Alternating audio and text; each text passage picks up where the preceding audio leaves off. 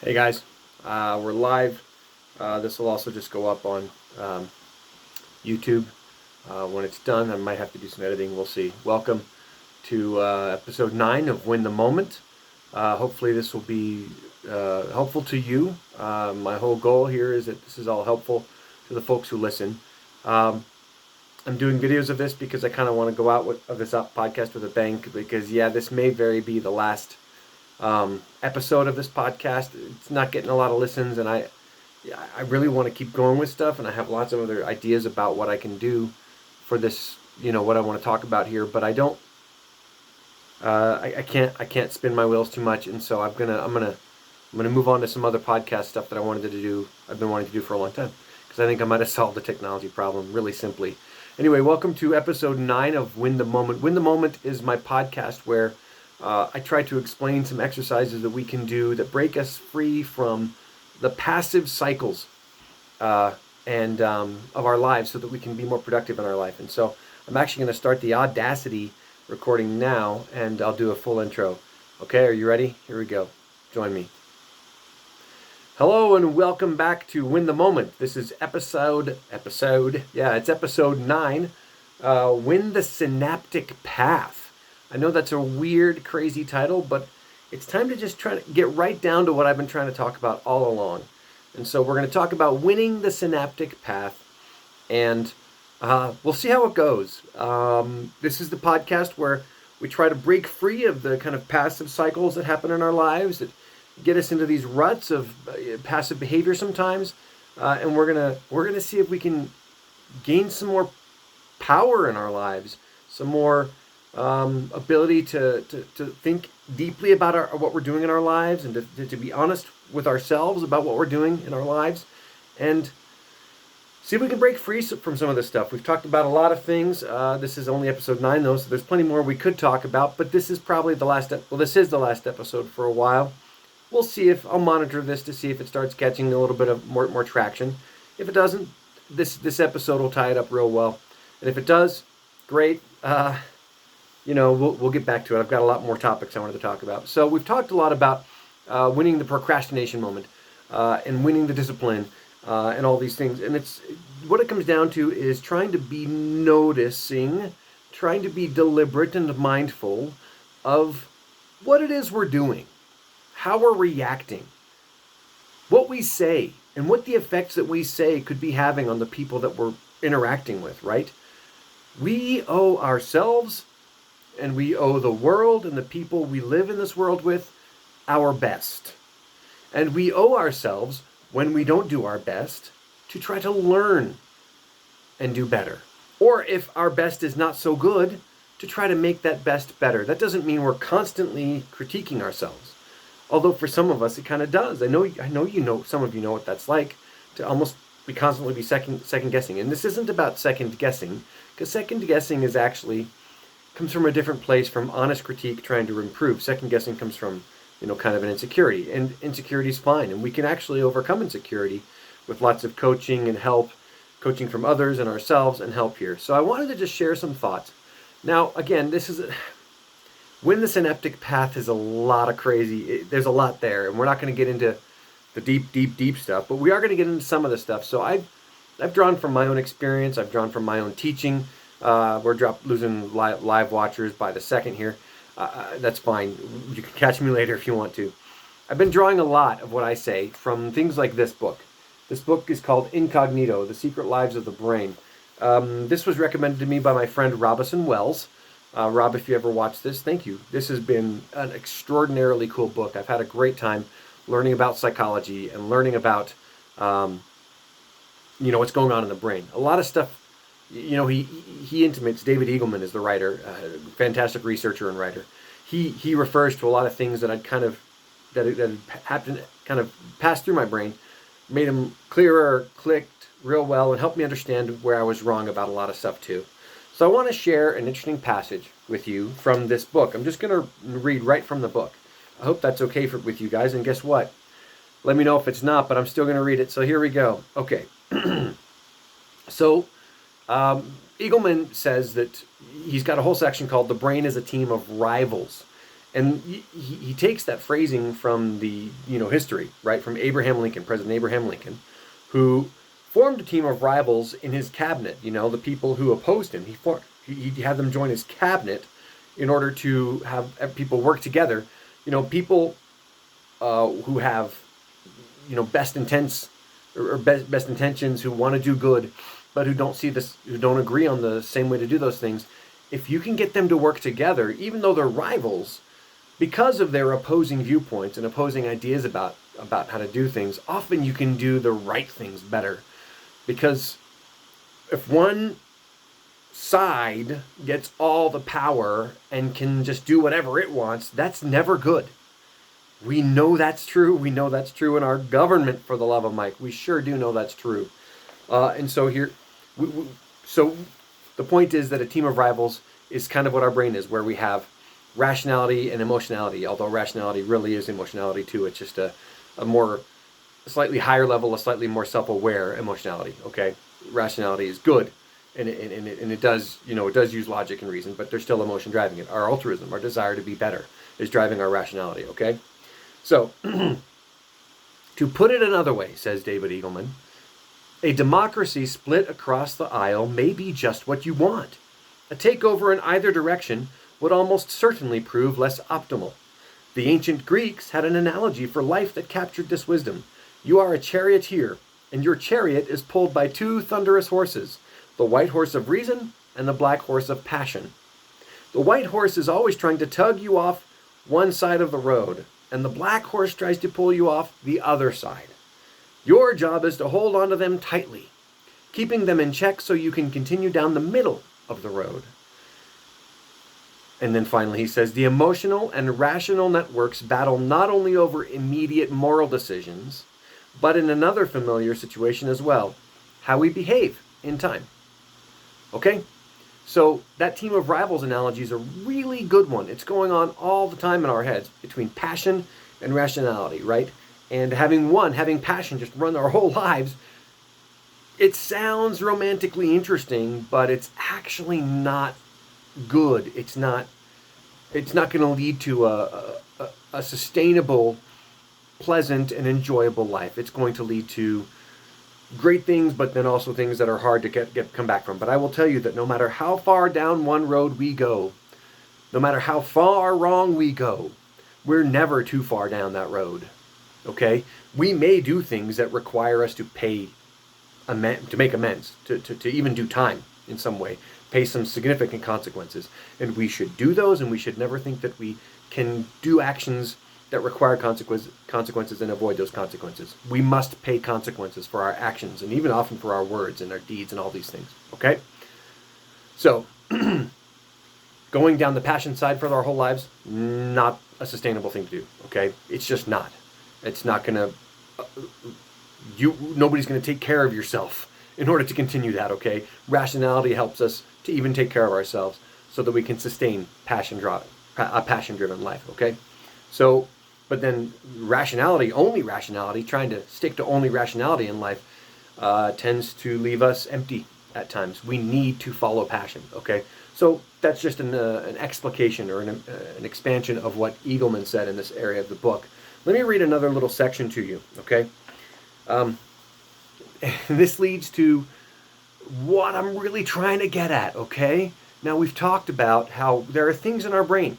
There are cycles in our brain that just kind of keep us on certain paths or in certain directions or reacting in certain ways over and over again. And sometimes we get frustrated. We say, no, not again.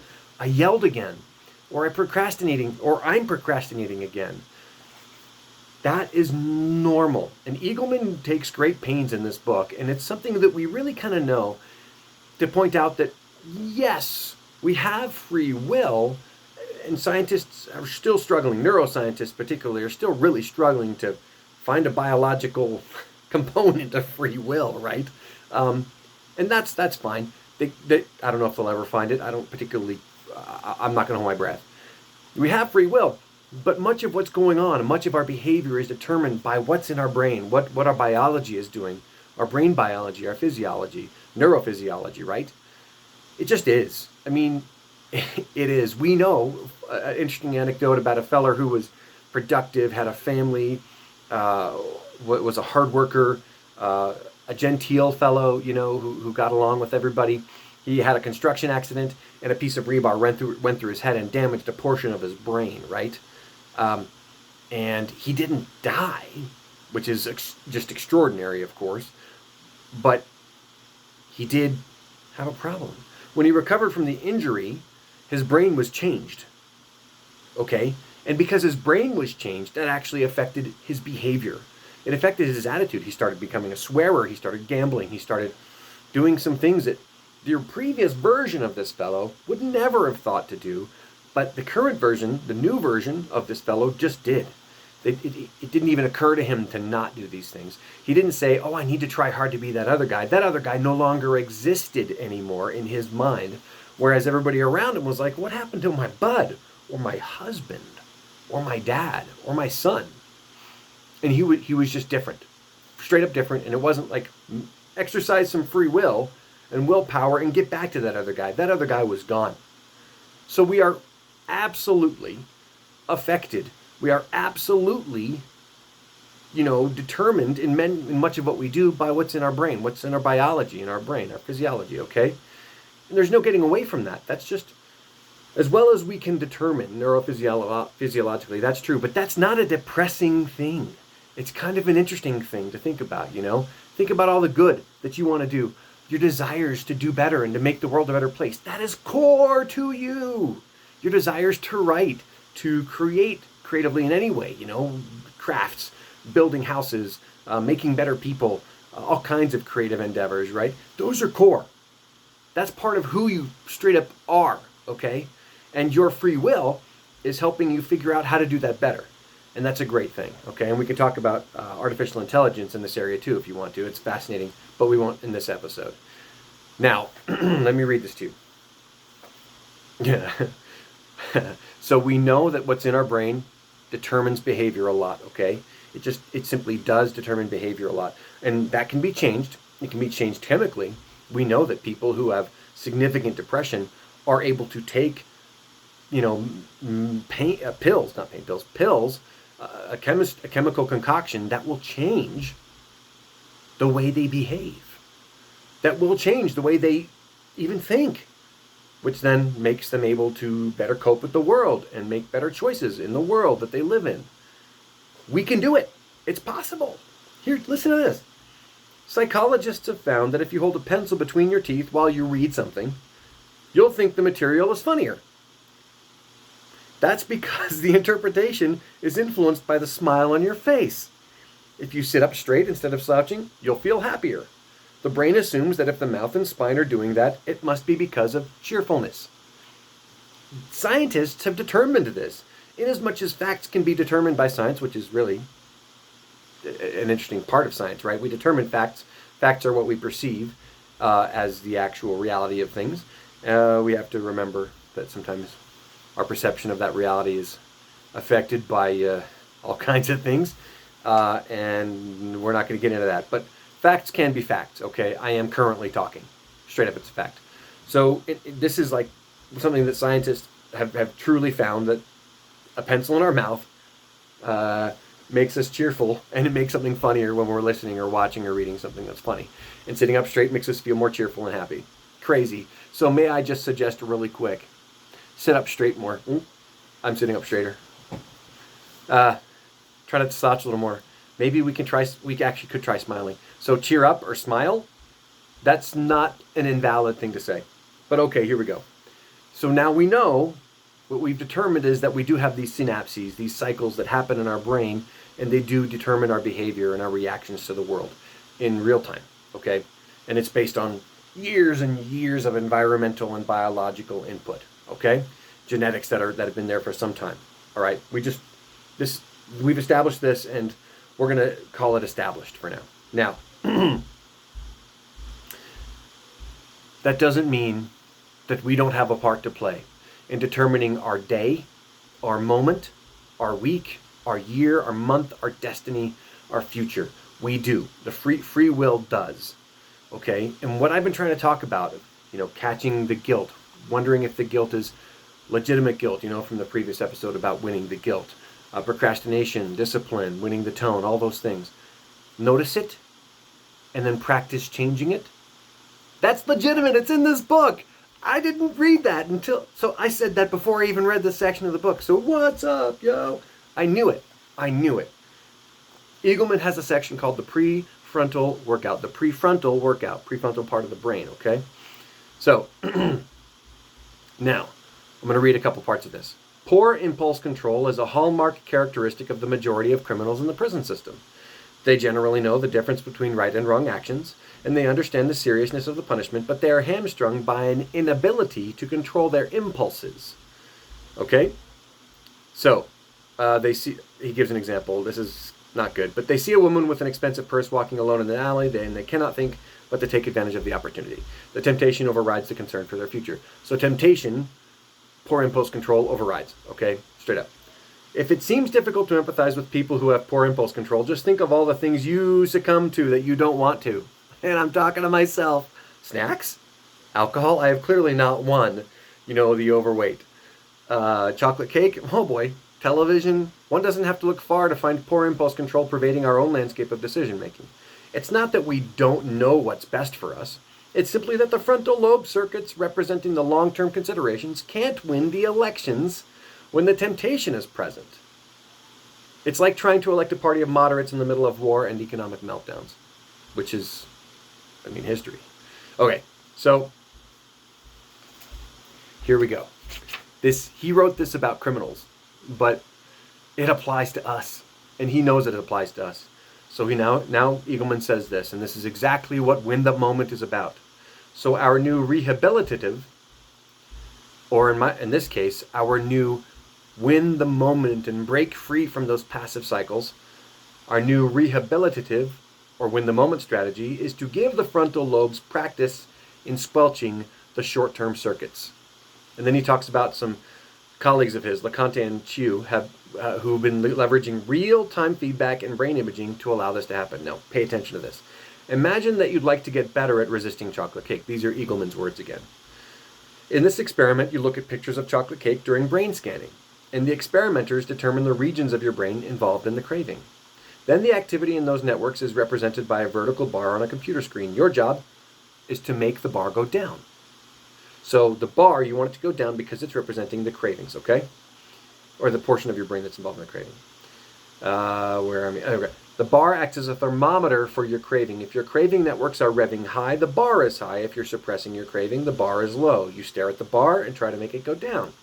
Perhaps you have insight into what you're doing to resist the cake. Here we go. Perhaps you have insight into what you're doing to resist the cake. Perhaps it is inaccessible. In any case, you try out different mental avenues until the bar slowly begins to sink. And sometimes we're doing this unconsciously. Sometimes we're doing this consciously.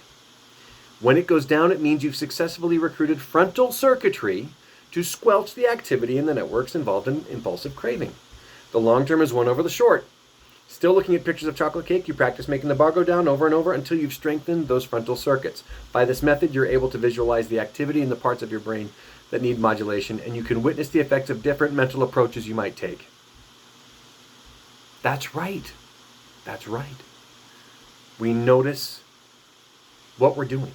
Be it a craving, be it a knee-jerk reaction, be it guilt, be it feelings of inadequacy, be it anxiety. Obviously, there are some clinical diagnoses that require medical,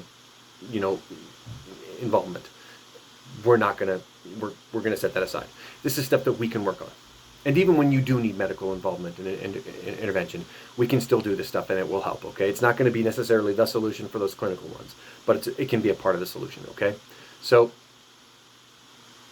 by this method, you're able to visualize the activity in the parts of your brain that need modulation, and you can witness the effects of different mental approaches you might take. So that's what Win the Moment's about.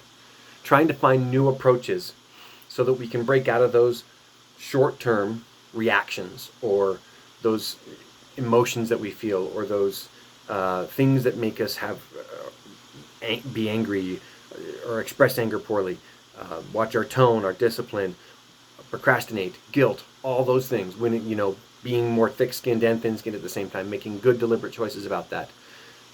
And then he goes back to his analogy. Returning to the democratic, this is Eagleman's words again, returning to the democratic team of rivals analogy, the idea is to get a good system of checks and balances into place. This prefrontal workout is designed to level the playing field for debate among the parties in the brain, right? Cultivating reflection before action. Cultivating reflection before action. And why? Because he's saying this for criminals who have unfortunately made, probably in many cases, a lifetime of decisions that were poor. Poor decisions, exhibiting poor impulse control, resulting in criminal choices with criminal liability and penalties that are attached to that, right? You're not one, or if you are, rehab yourself, man, and pay your consequences. We're not that far. We do have cycles that we want to break free from. We can win the moment, and neuropsychology says we can too. It says we can. If we find what works to break that cycle, to catch ourselves in that moment of impulse for poor reaction or passive cycle or the same old, we can say, no, not today. Not today. And then we find something that makes it go away and we try something new and we're like, that worked sort of, I can try something else next time. We give that prefrontal workout going on in our heads and we do it enough, we devote enough energy to it, we commit to it enough, and we will learn to win the moment. We will learn to win the moment. And my friends, let me lean in close here. Okay? Not only can we win the moment, we can win our life. There are core things in each of us that determine who we are in many ways. They're core principles, they are core attributes or core features of who we are. And sometimes those things seem unchangeable. And many of the time they're unchangeable because they're core to who we are and they're often very good. But if we find a core, like our core memory from that arguably bad movie, Inside Out, find one, we don't like it, I submit we can change it too. Why? Because I have. Okay? I have. Things that were core to me that I didn't want, I have been able to eliminate them. I am not perfect and I have more stuff. Plenty more work to do, like the youth poet laureate said at the inauguration, right? We are, and actually, somebody else said that recently too in a sermon over a pulpit, that we are not broken, but we are incomplete. We are unfinished. We are unfinished, so we can continue to finish ourselves. We can continue to be in the process of making ourselves into who we want to be. Seeing ourselves as clay to be molded into the person that we've always wanted to be. And finally, to go out with a bit of a religious bang. All of those things are things we are capable of doing in our own physiology, in our own brain, with our own free will. God's real, and we can bring him into it. And thank you for joining me for this podcast. Thank you for joining me for this episode. I hope it's really wrapped up what I've been trying to get at, and I hope it's made it clear what I've really been trying to get at. The science supports what I've been trying to say, and so does our destiny, okay? Evolution is a part of the creation, okay? It's part of the world. Improvement, we heal naturally. We have a biological imperative to improve and to heal. We just do. There's no denying it. So why don't we stop denying our desire, our deep need to improve and to get better? And let's win the moment of healing. Let's win the moment of active, proactive taking over and taking charge of our lives. And I can tell you that if we will all do our best to do so, we're going to be having more success in our lives. Thank you for joining me, okay? Remember, win the moment. Don't give up. Do not give up. Those short-term urges, those knee-jerk reactions, they pass. They pass, okay? Think of the long term and win the whole moment and win the whole moment of life. Thanks for tuning in, guys. I'll see you next time. Oh, and check me out on my other podcast, Tales from a Cult Insider, and I've got one called The Lance that I'll be launching within the next few weeks. Thank you. See ya. And that is the podcast recording done, and now this is me saying goodbye on the video. We'll have the Lance and the Tales from a Cult Insider is always out there ready for you to listen to it. true stories about me growing up in a cult. Life is good, and we can make it better. Take care, guys. Bye.